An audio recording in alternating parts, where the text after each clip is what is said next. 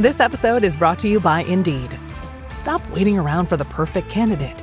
Instead, use Indeed sponsored jobs to find the right people with the right skills fast. It's a simple way to make sure your listing is the first candidates see.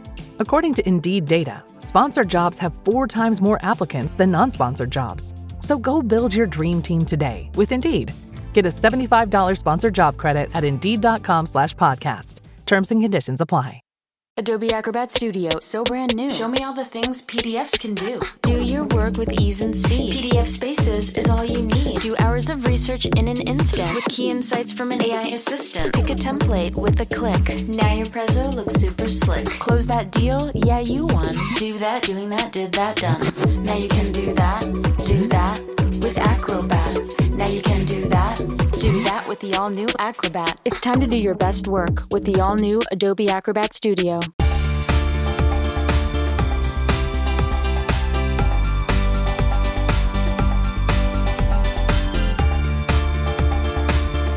Welcome back to Speaking with Confidence, the podcast that helps you build the soft skills that lead to real results.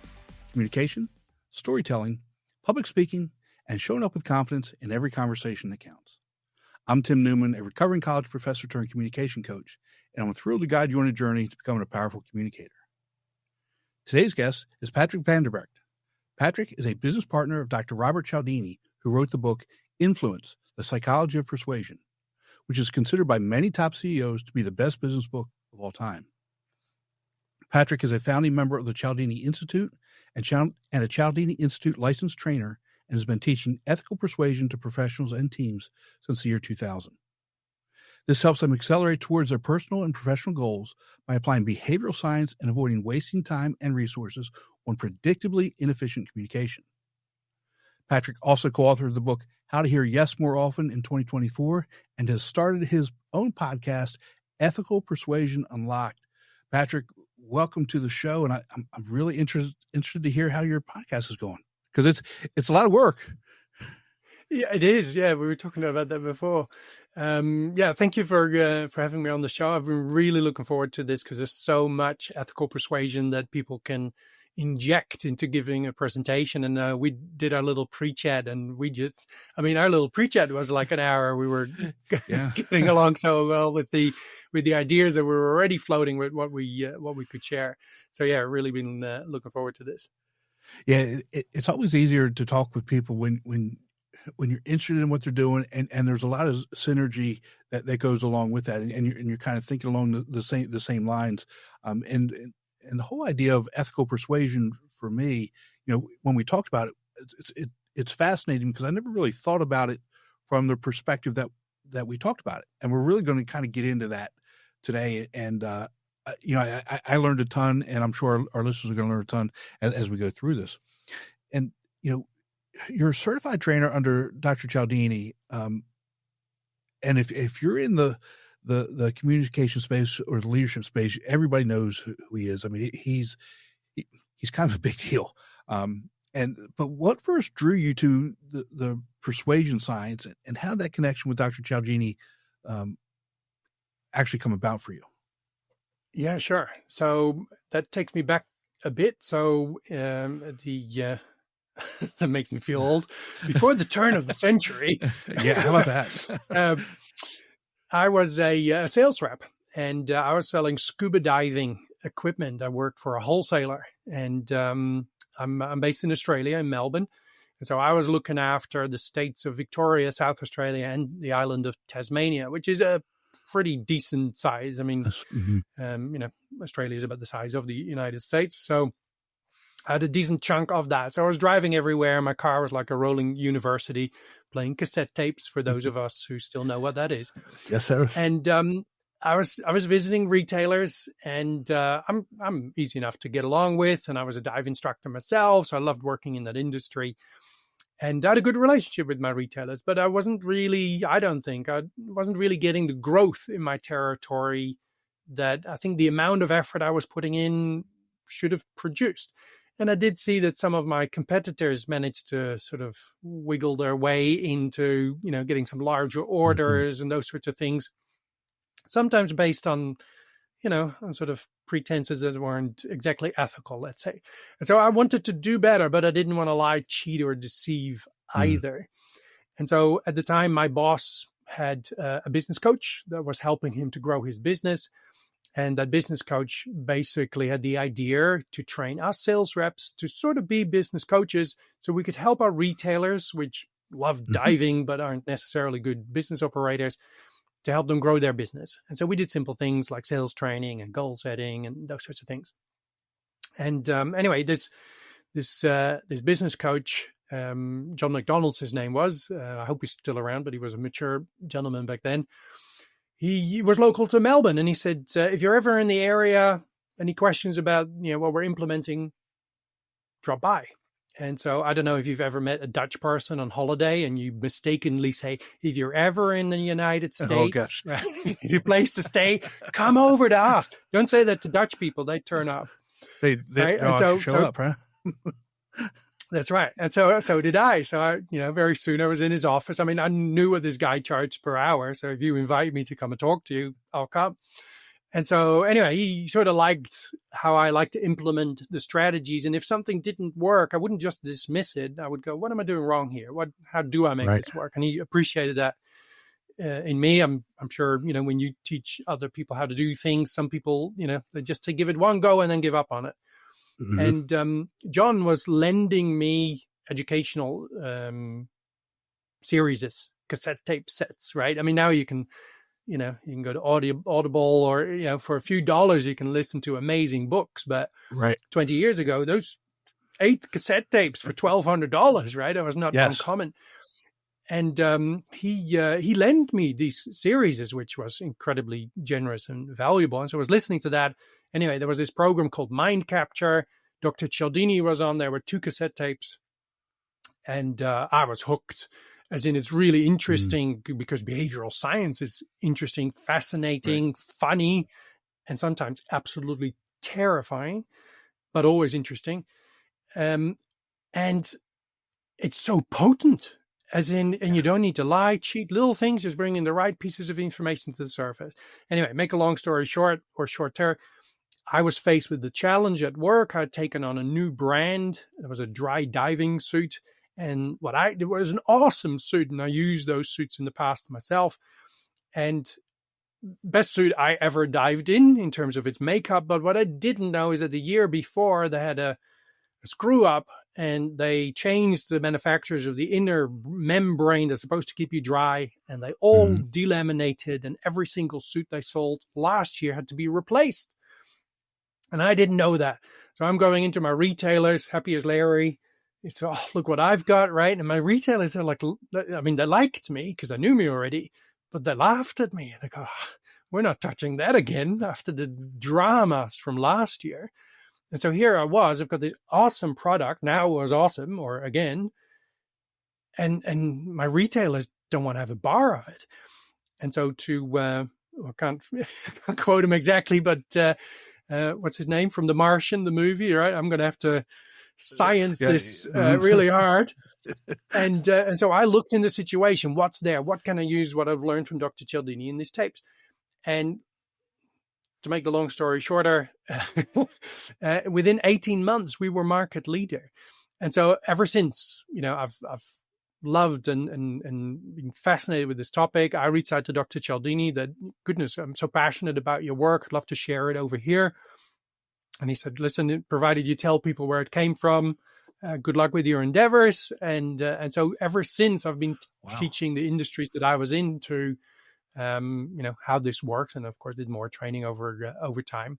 But I remember that feeling of when the penny drops and you go, are you serious? It's that simple, and this is how it works. And I love seeing that in an audience when I've got a whole bunch of people in front of me and we go into the science of human decision making and then into the principles. You see the eyes get a little bigger and I go, you what, right? And so I'm hoping we can't see it, right, with our audience today, but I'm hoping there'll be similar sort of experiences happening to those, listening to this podcast as well. And I'm sure. So let me follow up with that just so everybody can get a really good understanding of that. I mean, you describe yourself as an ethical persuasion specialist. what does that mean in practical terms for someone who's a general person in everyday business communication, maybe communicating on the stage, but just in common terms, so everybody understands what we're really talking about here? Right. So I help people to be ethically more persuasive using behavioral science, so that when we make a request of someone, and this absolutely doesn't have to be sales related. Mm-hmm. Of course, typically in organizations, where I come in first is a sales department, because that brings money in the till, right? But if you're trying to, whenever you verbally communicate with someone and you need cooperation from the other person, you will be reliant on your persuasive abilities, which we all have to a large or small extent. And so it doesn't matter if you're trying to get somebody to buy your product or service. It doesn't matter if you have a team of people and you want your team to follow or do as you asked, or buy into a vision that you have. What if you're the boss of the company? How do you get your managers to follow along with the vision that you've developed, especially if maybe you followed a vision in the past and that hasn't worked out? So how do you get them to stay loyal to you?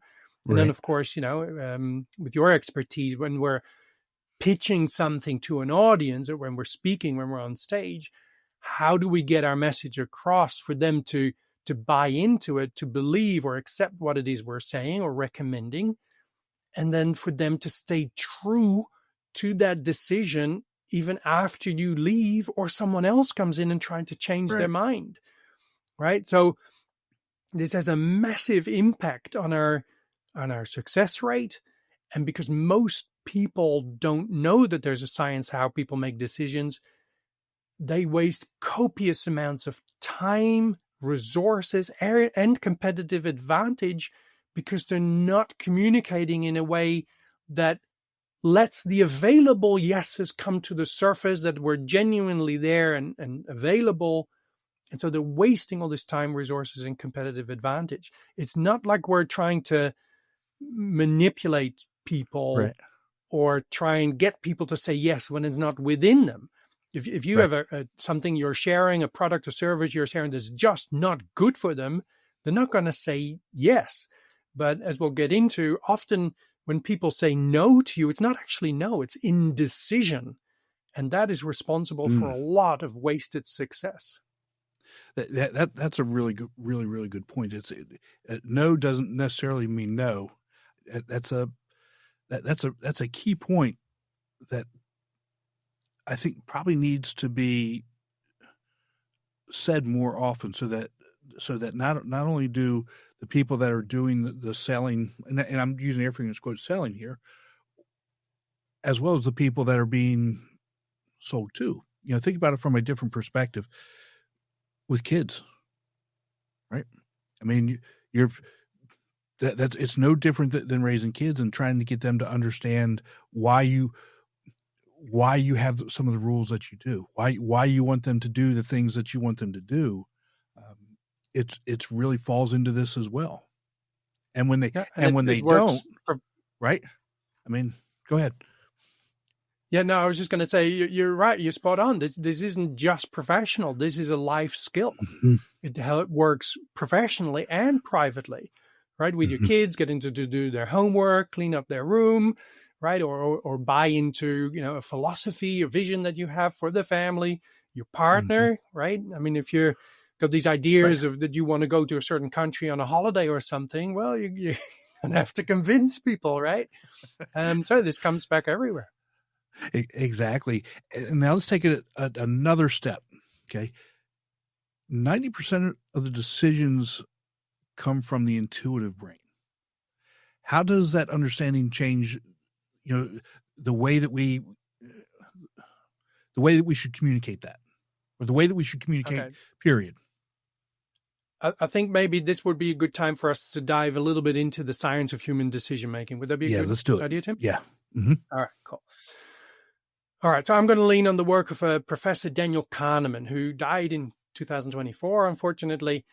But he was a professor in psychology and a behavioral scientist. And he won a Nobel Prize in 2002 in economics, which is a bit unexpected, right? I mean, normally you win a Nobel Prize for making an extraordinary contribution to that field. So what did a behavioral scientist come up with that had such an impact on economics? Economics. And it was because a large part of his work was about the decision-making process. And so he basically disproved something that old economics thought was the case. Old economics thought people are logical, rational creatures, and we would therefore use logic and reason to formulate our decisions. And Daniel Kahneman proved that that was wrong. And that largely got him the Nobel Prize. So when it comes to decision-making, Daniel Kahneman says the brain, your audience's brain has two parts, system 1 and system 2. System 1 is fast. It's an unconscious brain that works automatically, and it's sort of outside of our outside of our conscious control, and it helps us make a lot of decisions, and it often works based on shortcuts, rules of thumb. So, for example, you want to buy something that you don't know too much about, and you could delay your decision. You could go to the library and read books on that particular topic. You could go and do some courses and some workshop about whatever this thing is you want to purchase or make a decision about. And then 5 months later, you could come back to the situation and make an educated decision about this topic. Well, that's lovely, but most of us don't have the time to do that, right? So the shortcut might surface in our subconscious in terms of, you know what? Expensive equals good. Yes. We've learned that most of the time, if we spend a little bit more money, we often get something that's better quality, lasts us longer, better suited to purpose.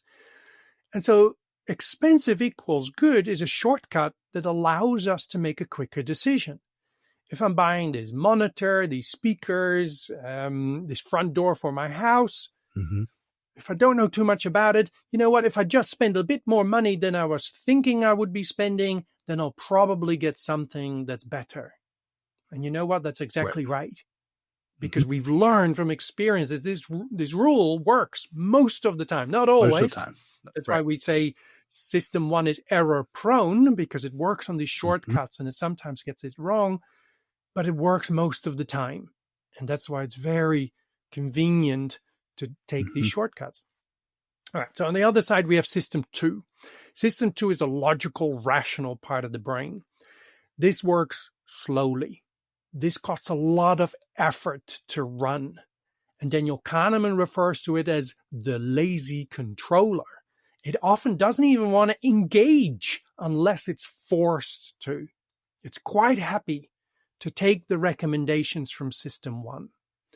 Now, system 2, we need system 2 to, let's say, dissect a logical argument. Or, let's say, compared to washing machines that you're looking at buying or something like that. And so the caveat with system 2 is that it requires our attention. It doesn't work if we don't have attention. And all of us have a limited budget for attention. And so Daniel Kahneman demonstrates in 2002, like you highlighted, 90% of our decisions are made by system 1. On autopilot, automatically, subconsciously. Later studies say that that's now 95%. We're getting even higher. And that means that that logical part of the brain is only in charge of, let's say, 5% of the decisions. Now, here lies a couple of truths. First of all, why is this percentage increasing? Well, that has to do with our attention span. We live as in what Dr. Cialdini would call the most information overloaded, stimulus saturated environment that has ever existed on the planet, right?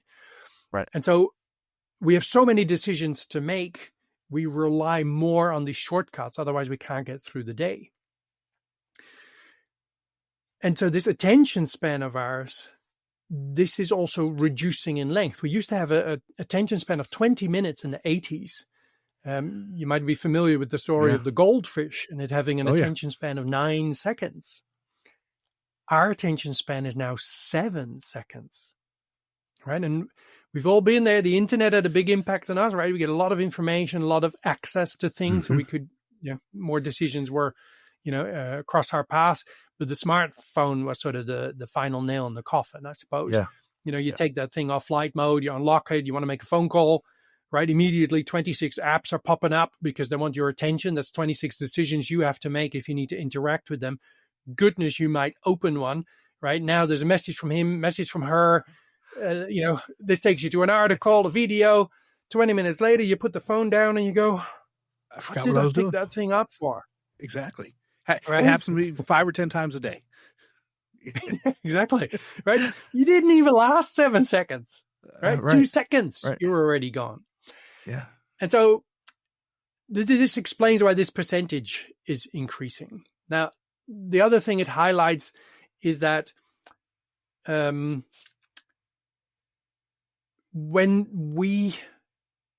we're thinking about how are we going to convince someone, let's bring this back to speaking, right? So if you're going to pitch to this audience and you've got this concepts to bring across, or a viewpoint that you have, an opinion, or maybe you're standing on stage selling, you might think, okay, how am I going to do that? How am I going to convince these? What should I bring up that makes sense, right? For them to justify that they should agree with what I'm proposing.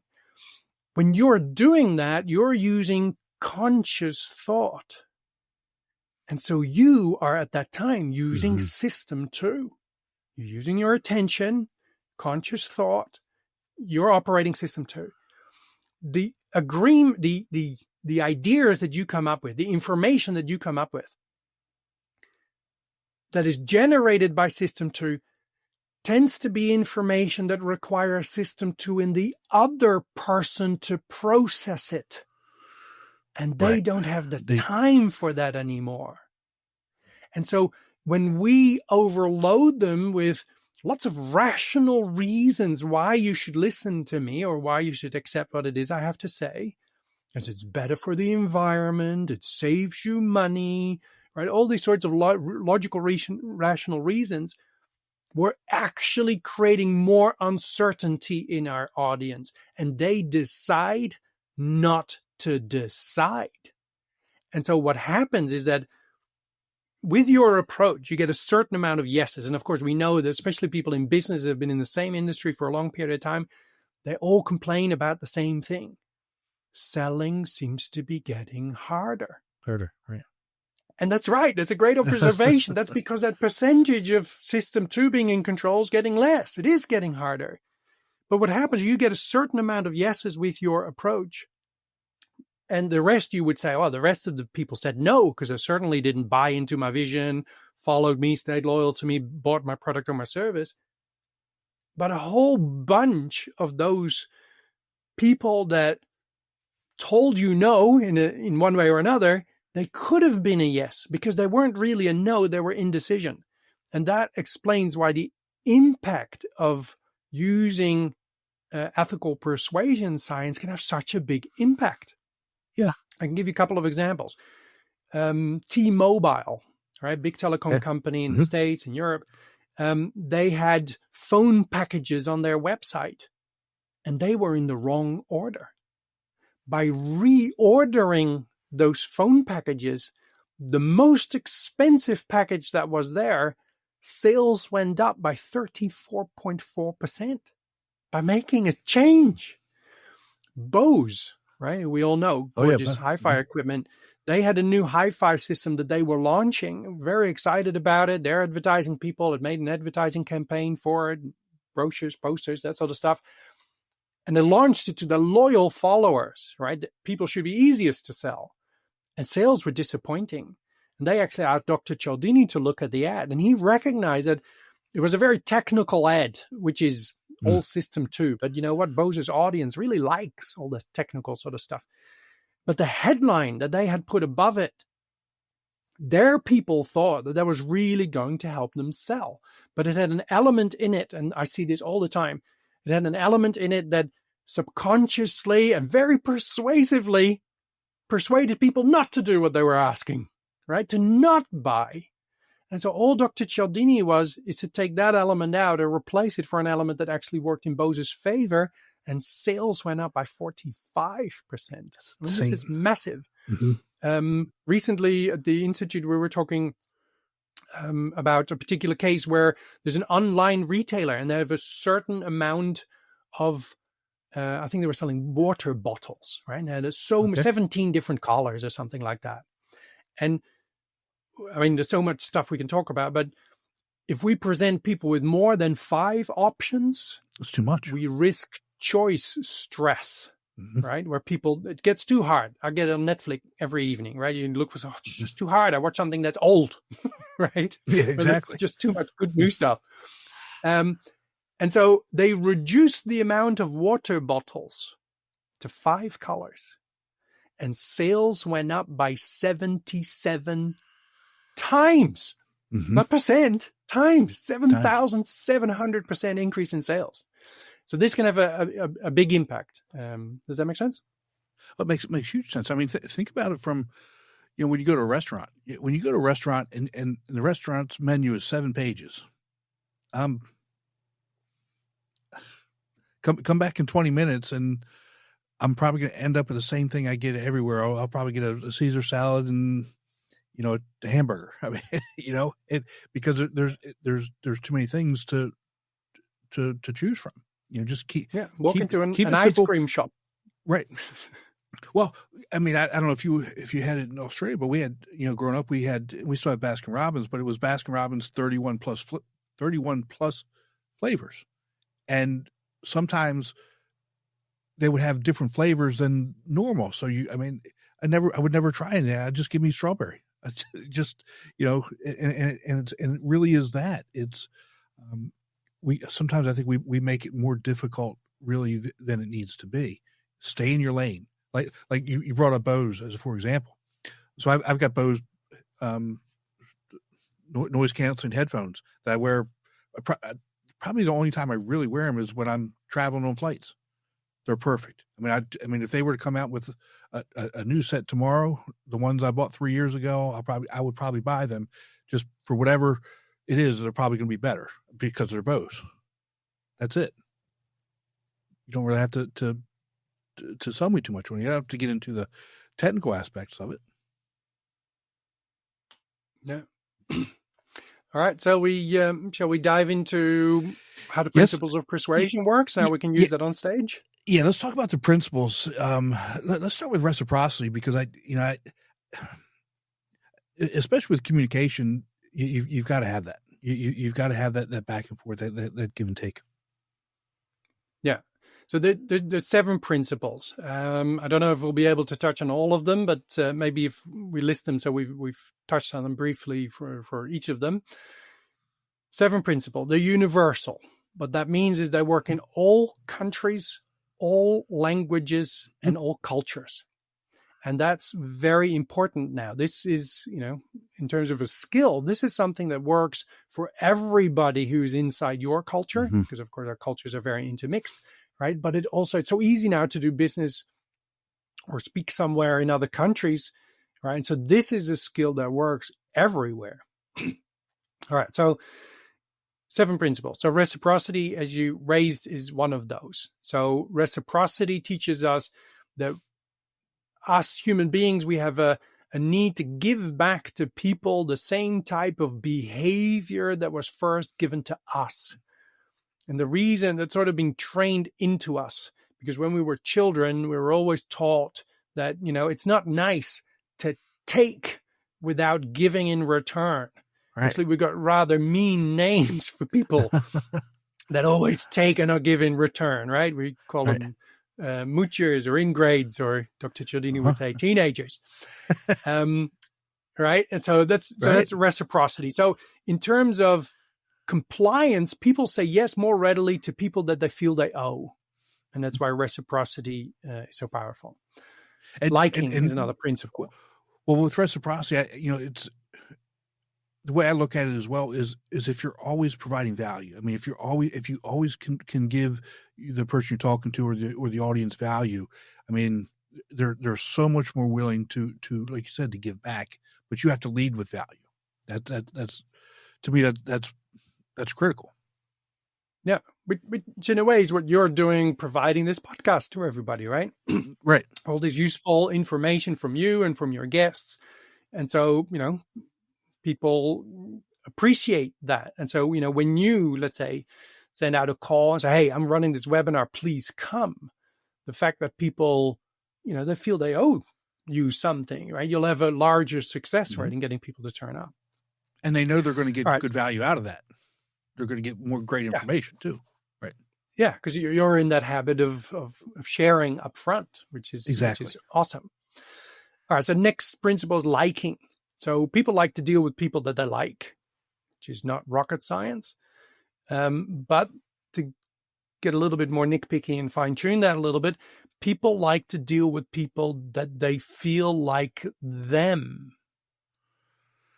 So think about that for a moment. Mm-hmm. You can step on a stage and you can go, okay, I have to be likable.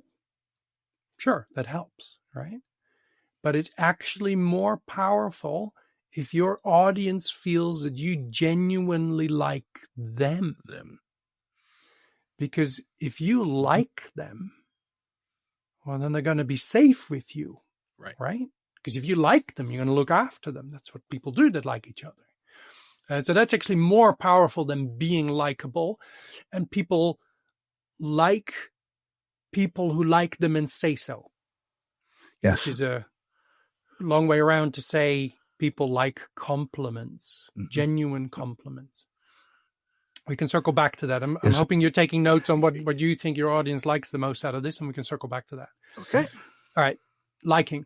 Next principle could be unity, which is the 7th principle that was introduced to us last in 2015 by Dr. Cialdini after additional research. So unity is often confused with liking. Liking is about, and I forgot to mention that people like people that are similar to them. Yes. All right. That's part of liking. Unity is about a feeling of community that we both feel part of. And so localism, as in if we came from the same area, went to the same school together, right? You've had that. You're sitting in the airport talking to someone and wow, they went to the same school as you a year before, a year after or something, right? And all of a sudden you got this familiarity toward each other. Well, you could have that with the next person you got a business deal with, but not if you don't do any homework, right? So we need to find out if there's a community that we feel part of. Co-creation is also part of unity. If we can work together on something, we have ownership of it together and we're more loyal to that. Okay, then let's go to social proof. Social proof. This is one most people are very familiar with, right? When we shop online, we look at reviews from other people and review scores. That's a whole different cool topic to talk about. But if in your business, you're collecting online reviews and you think that that's important and awesome, well, then I applaud you for doing it in the first place. But let me slap you awake that there's so much more in social proof than just getting reviews. Yes. Equally powerful stuff.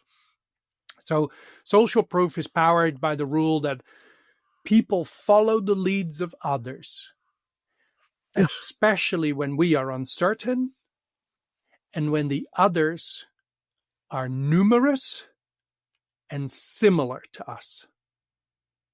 All right. So real quick, if I'm doing a pitch to an audience, all right, let's do this. Let's say you're pitching to a group of, let's say, mature women. And your service or your idea, there's other people that have gone before them that have used that service or product in the past. And they've really liked it. And so you've got a whole bank of testimonials that you could share with people. That's awesome. Great. We should collect those. Now, if you present to this audience of mature women 5 testimonials of mature men that used your product or service and were happy with it, it's still good. It's still social proof. But you can feel it, right? If I presented 5 testimonials of other mature women who used your product or service, it's more similar to them and therefore instantly more powerful. And so they you get can, it, right? They get it. You can screw that up, right? You can just go with the 5 testimonials that you really like because they're stuck in your PowerPoint, right? Or you could be a detective of persuasion and go, who am I talking to? What social proof have I got to match? Right. So that's social proof. Then we have the principle of authority. So authority is about getting your credentials across. And so people follow the leads of others who have genuinely more knowledge and expertise on a particular topic. And that makes sense, right? Because we can't know everything. So if there's someone in the room who knows more about this than we do, it makes sense to follow their advice. But you are, of course, as in everybody in your audience, you are an expert or an authority in your particular topic. So how do you get that to come across? The problem is, and I see this often go wrong, people step on a stage and then basically they go, let me tell you the 35 reasons why I'm so awesome and you should listen to me, right? And they go reel off their master's degrees and which university they went to and all that sort of stuff. And we do that because we feel, well, if you understand that I really know my stuff, then when it comes to you believing or buying into what I'm presenting to you, you're going to buy in more because I've shared that with you. But the painful truth is that when you do that yourself, your audience, even just subconsciously, goes, you are full of yourself. Right? Yes. You lose on authority and you lose on liking. It's lose-lose. Lose. And I'm listening to a podcast today and doing a little bit of research on this, especially when you're dealing with Gen Z right now. You're not getting anywhere with Gen Z if you start talking from authority. You're not going anywhere with them. So you have to find a different way to communicate your authority other than telling them how much experience you have and how good you are at doing it, whatever it is. Yeah. You need a socially acceptable way to get your credentials across. Right. Social sciences teach that, right? That's part of ethical persuasion. So in a speaking environment, we're of course familiar that if you're part of an event, there's an MC, right? And the master of ceremonies is going to introduce you, right? Mm-hmm. People, we're in for a treat. Today, we've got Patrick Vandenberg coming to tell us a little bit about ethical persuasion science. Now, Patrick has done this and that, and he's certified by that and that, right? And so they do that for us. And that is socially acceptable. Now, it's not taken as me being boastful. So that's one way that we can get our credentials across. Right. Another element of authority is also our believability. Yeah. Just because you say something doesn't mean that it's automatically believed. And so there's ways how we can use pieces of information to instantly establish ourselves as a trustworthy source of information. Mm-hmm. And that is exceedingly powerful when you're trying to present to an audience. You want them to buy into what you're presenting. Again, I'm happy to circle back to some of this stuff, but I can literally talk about this for hours. So you'll have to steer us when I get to the end of the list where you want to go back to. So authority we've covered. Then there's 2 left. Principle of consistency. Consistency teaches us that people feel an internal pressure to want to stay true to past actions and statements that they've made on a particular issue. So I'm just looking on my, I've got a little cheat note. I don't want to quote research and say something that's incorrect, right? So I've got my little cheat notes here. I've got one from a speaking perspective that I can relate. It's one of my favorite studies. There's an audience that's being presented to by a very persuasive, energetic person who teaches them or tries to get them to formulate a decision about a particular topic. At the end of the talk, the audience is split into 3 groups. 1/3 of the audience is asked to make a decision about what was just presented and keep the decision in their head. Another 1/3 of the audience is asked to make a decision about what was just said and to write it down on a magic pad Do you know what that is, Tim? A Magic the Pad iPad? Kids. The iPad or the tablet, whatever you want to call it. Yeah, not a tablet, the older stuff. You've got kids, they've got these toys and you can draw on it. Oh, right. And then Etch a Sketch. Maybe. Yeah, I've heard of that term as well, yeah. right? Okay, yeah. Yeah.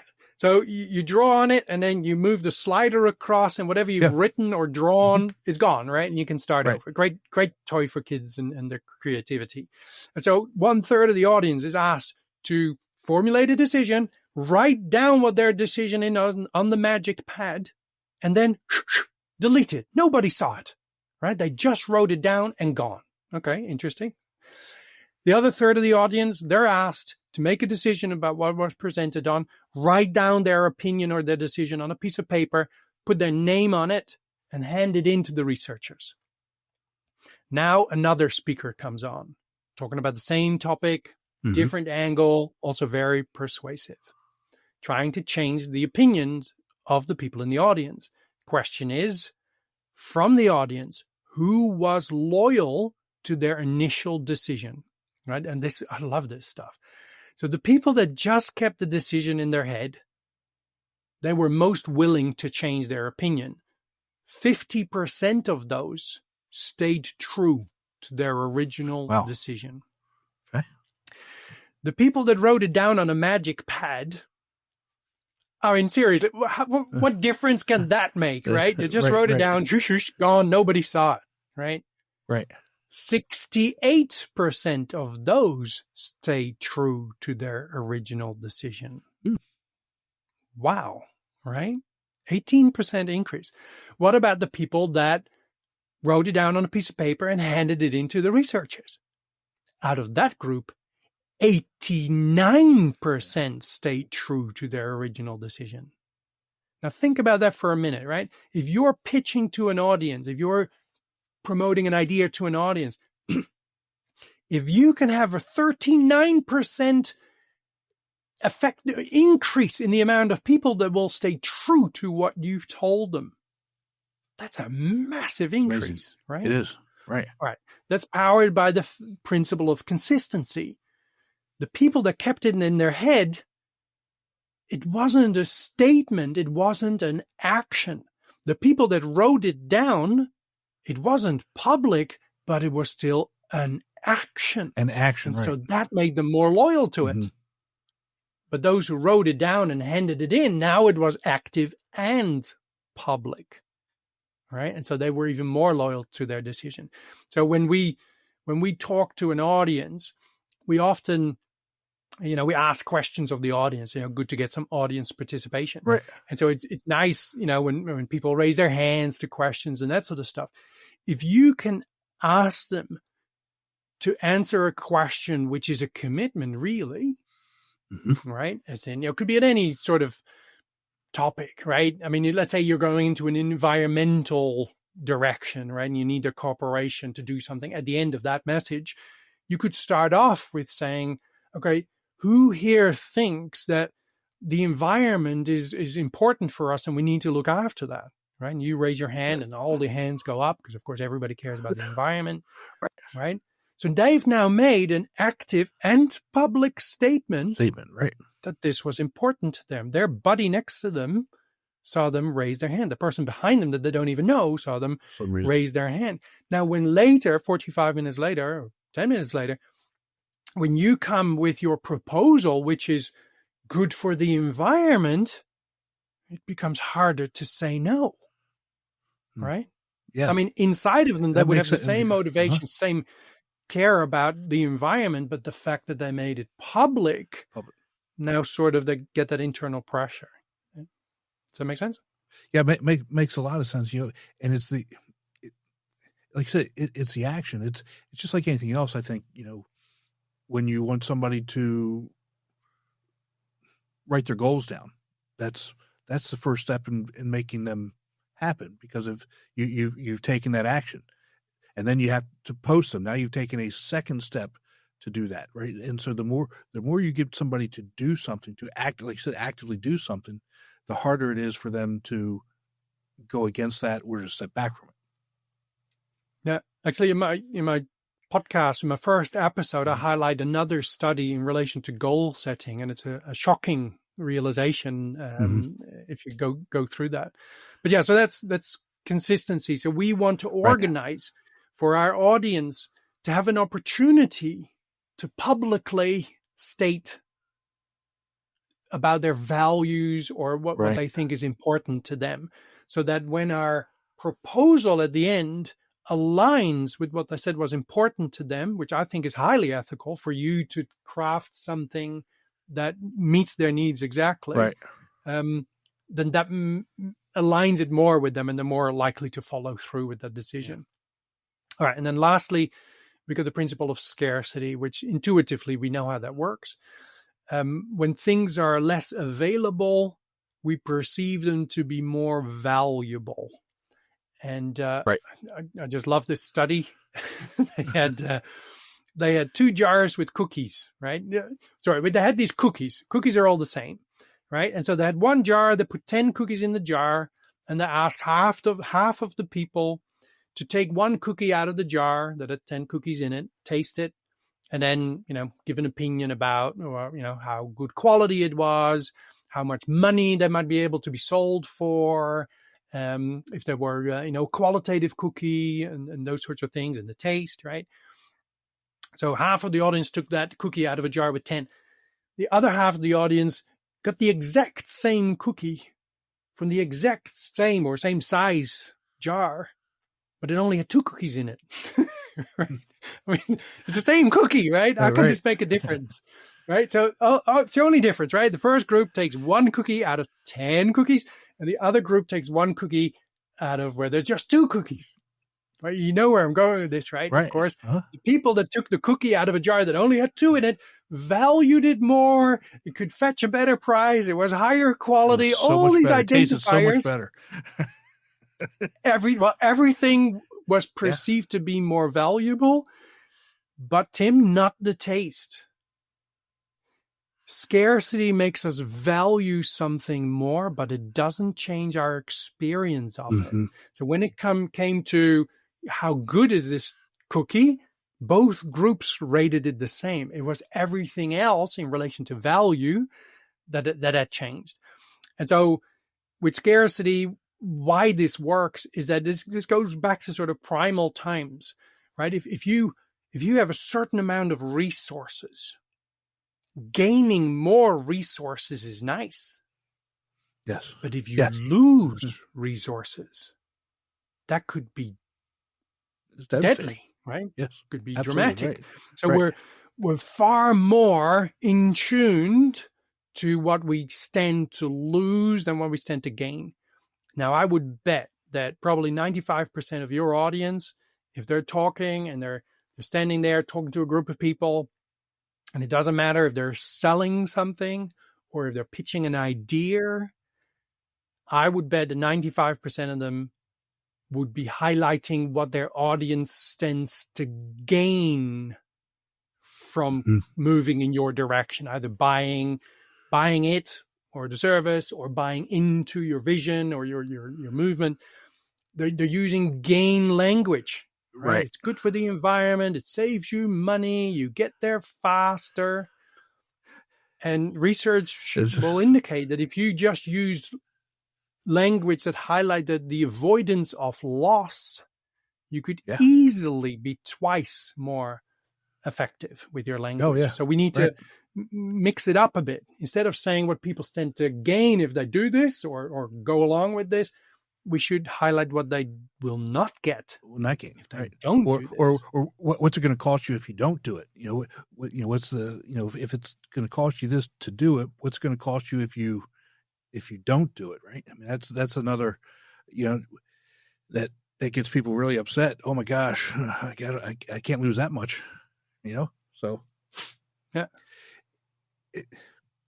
It's, some of these things are really so simple that it's hard to believe that we have to be told and convinced to do them. And let's look at take consistency as a for example. Even if you were to say, you know what, I know I wrote this down, that this is what I would do, but I've changed my mind, and this is why I've changed my mind. How does that also relate to the likeness factor going up? How does it also relate to the idea of the social proof going up, especially with somebody who has some credibility? Let's just say you're on stage and you're talking about let's take your wetsuits as a for example, your dry suits, for example, right? You know what?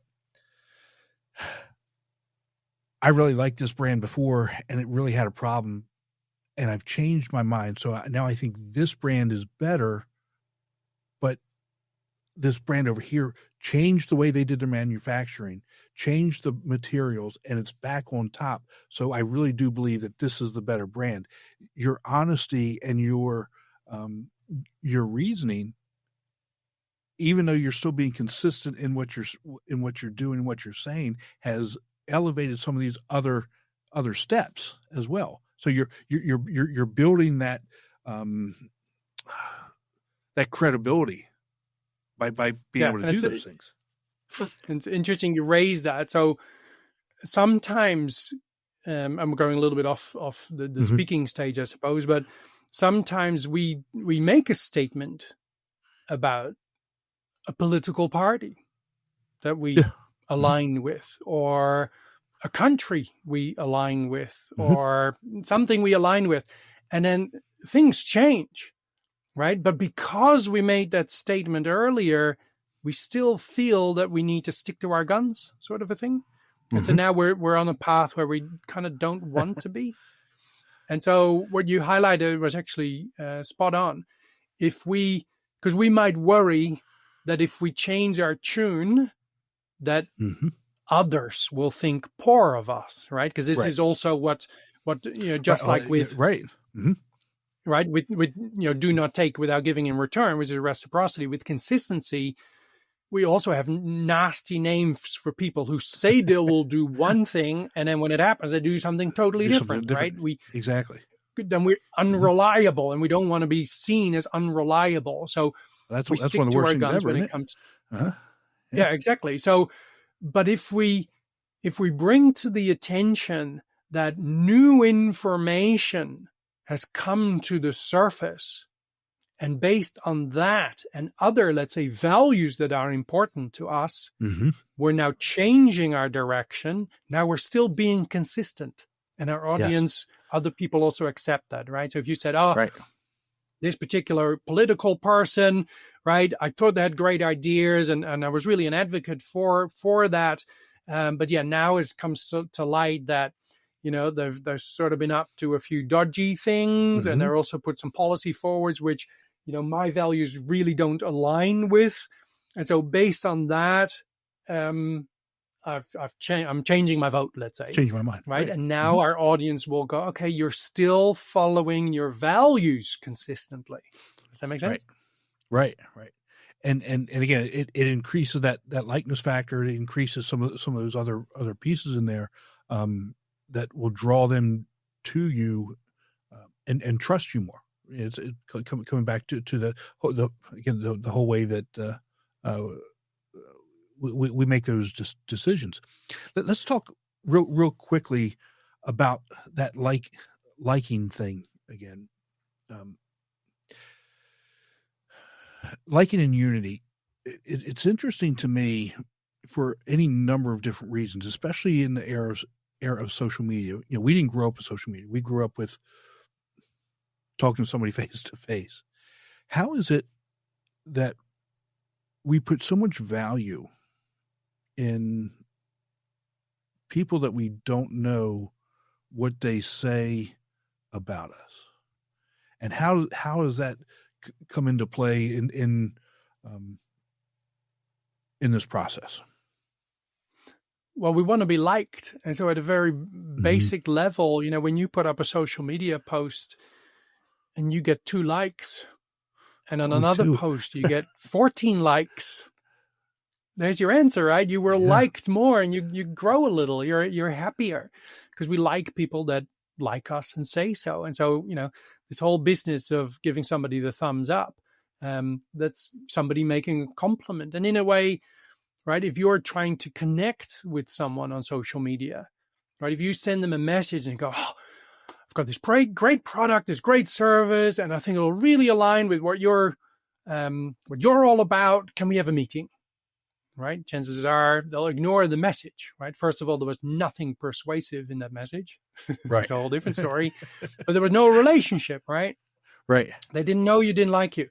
Where if you, let's say, followed that person first genuinely and went into their social media feed, and when there were posts that they made that you genuinely liked them, right? Or liked that post, you of course like the post, but you might also engage with a message on that post. Right. Maybe ask a question that enables that person to then sort of dive in a little deeper about that topic, right? Because we all know that, if you write 3 words as in great post, that doesn't really help somebody with the social media. If you write a paragraph, and all the algorithms go, oh, hang on, there's a real conversation happening. Right. And so you are helping them to achieve their goal, which is also liking. And, you're complimenting them on their post, you're engaging with them. So if you've been doing that for a couple of weeks and now you send a message, say, hey, I've got this great product, great service. I think it will really align with you. Could we catch up for a quick call? The chances that they'll say yes to you will have been significantly increased because you've been building that relationship a little bit through that liking. Yeah, that's a phenomenon that I understand it, right? But I've got a hard time wrapping my head around that we put so much internal value to it. That's the piece that I really struggle with. I understand the concept. I understand why it works and how it works. But from an individual perspective, that the value that we put on that, I struggle with. It is hard to understand. And that is also the reason why let's say if you do market research and actually, let me tell you one more story. It's one of my favorite case studies of research.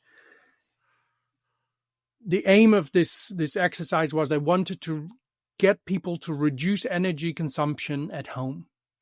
And so they had 4 appeals that they had developed.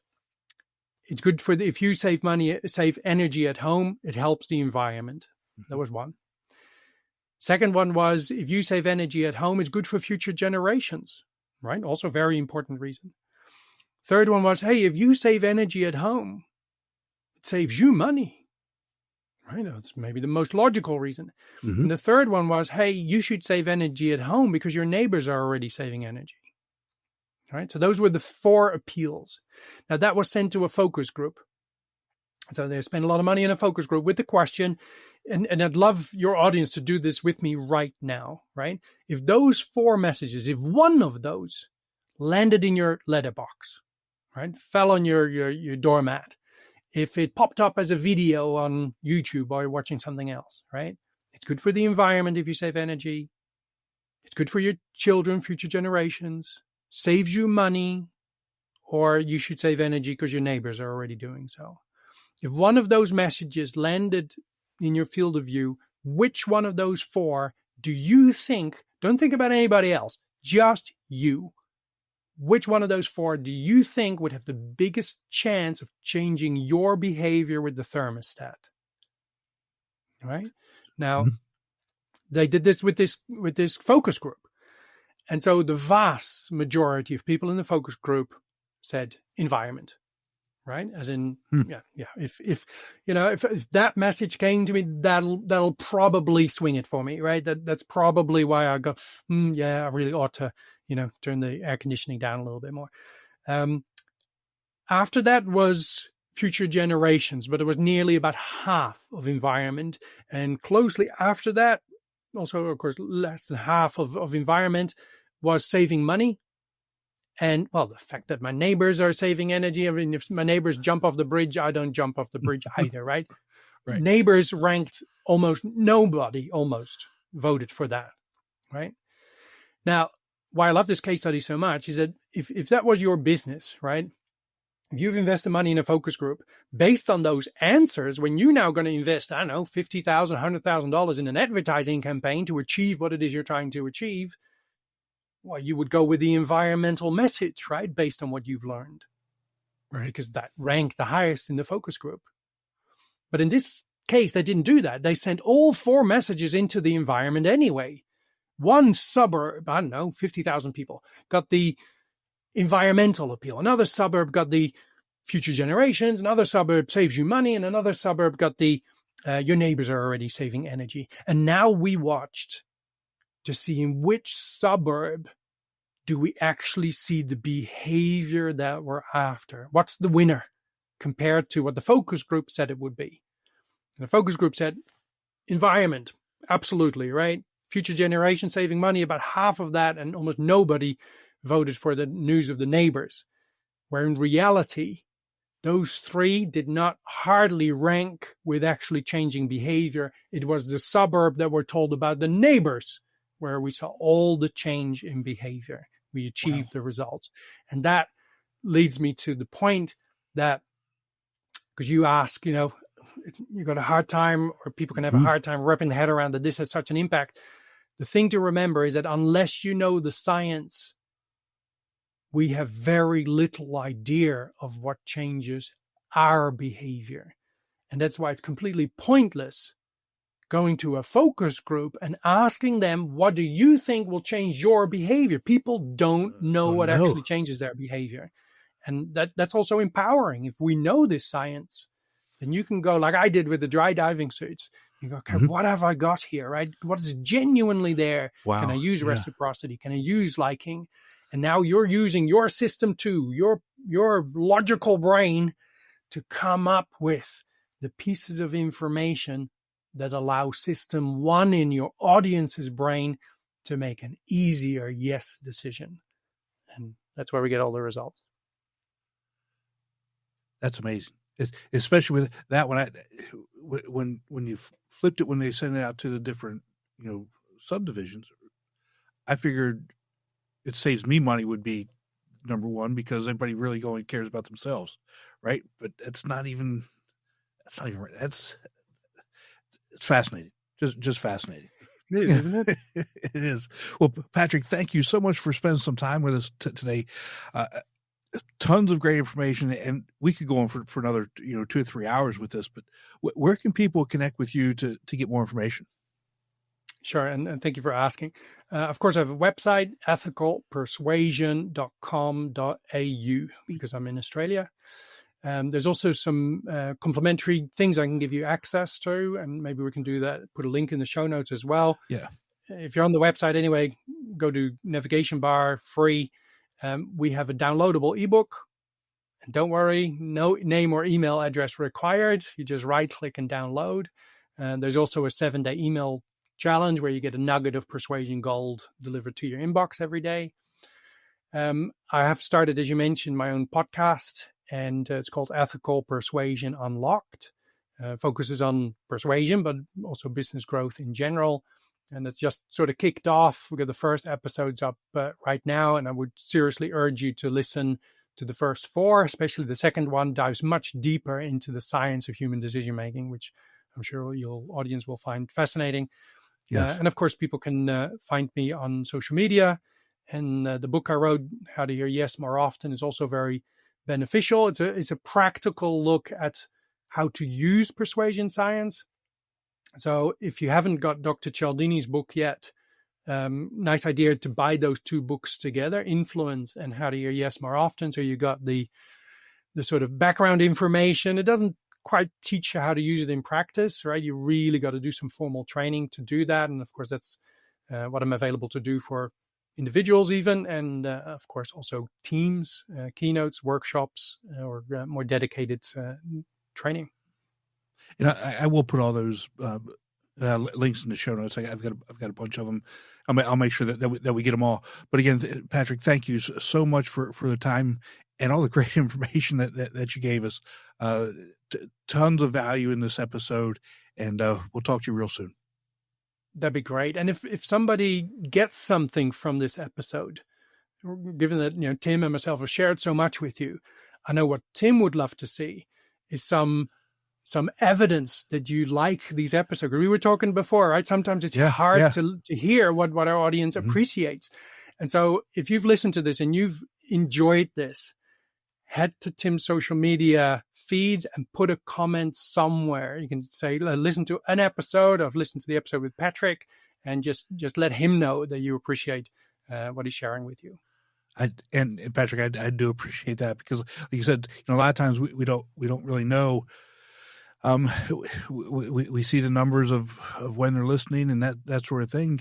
But anytime we can get some feedback, we love the feedback. Love it. Awesome. You take care of yourself, and we'll talk real soon.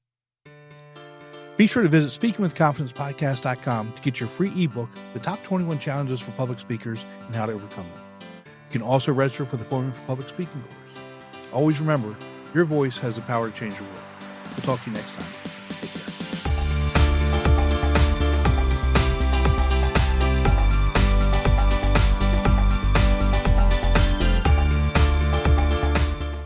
Well, the holidays have come and gone once again, but if you've forgotten to get that special someone in your life a gift, well, Mint Mobile is extending their holiday offer of half off unlimited wireless. So here's the idea. You get it now, you call it an early present for next year. What do you have to lose? Give it a try at mintmobile.com/switch. Limited time, 50% off regular price for new customers. Upfront payment required. $45 for 3 months, $90 for 6 months, or $180 for 12-month plan. Taxes and fees extra. Speeds may slow after 50 gigabytes per month when network is busy. See terms.